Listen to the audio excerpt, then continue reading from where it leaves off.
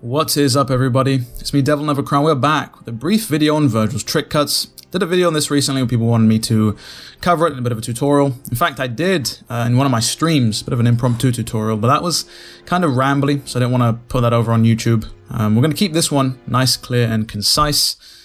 Diving straight in, everybody knows that you can chain up to 4 judgment cuts as standard. If I can get 4 of them going here.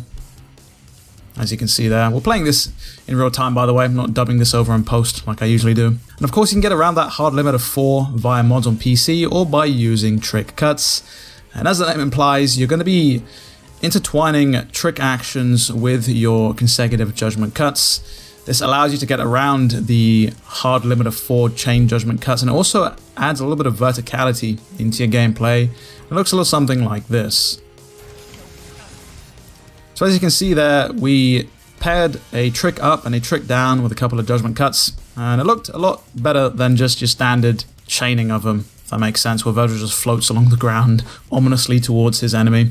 But the easiest way to think about it is that you want to press and hold the melee input, and just before you let go of that melee input, you want to perform a trick action, whatever it may be. In this example, I'll use a trick up. And then whilst Vergil is in the animation of tricking or teleporting to wherever he's supposed to be, you want to let go of the melee input. We let go of the melee button at the last possible moment, and Vergil reached as much verticality as he could. But if you let go of it early, you can actually cut short the trick animation, allowing you to modify how far you travel, essentially. You can do it just above the ground there if you let go super fast. Sort of a mid-range one, and that was right at the top there with the trick up. Now what's important to note is with the trick up, you're going to have to let go of the lock-on input, otherwise you just won't get the trick up. You won't even get the trick cut. I've tried, believe me. But it's going to be difficult, especially when you intertwine it with another action where you're so hardwired to lock on.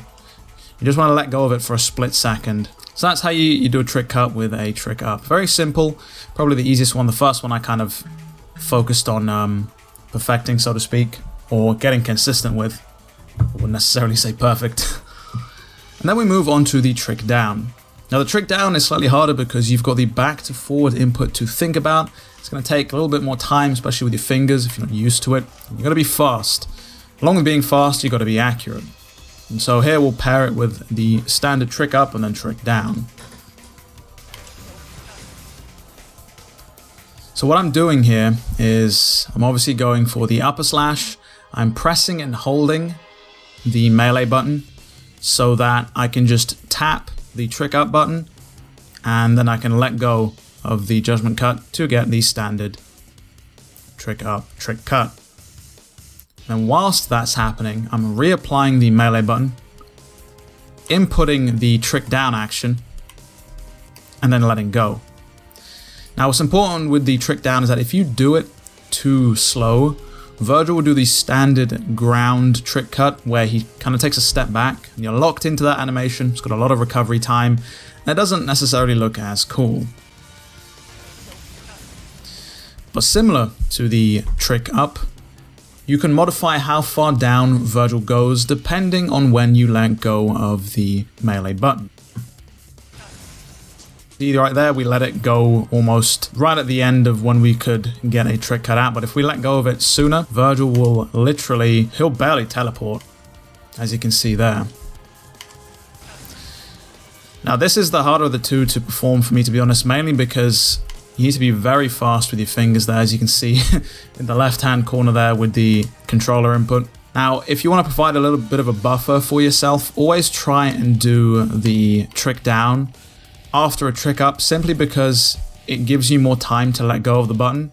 Because if you think about it, if we're after a standard jump, it doesn't take very long for Vergil to reach the ground with a trick down.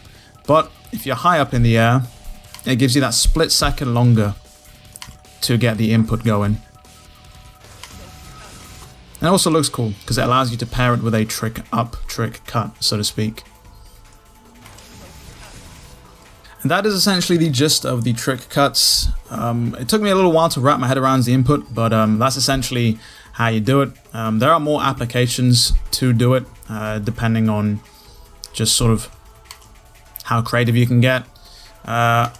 As standard with DMC, the execution isn't necessarily the hard part about performing some of the more stylish actions. It's more about how you can creatively weave them into a combo.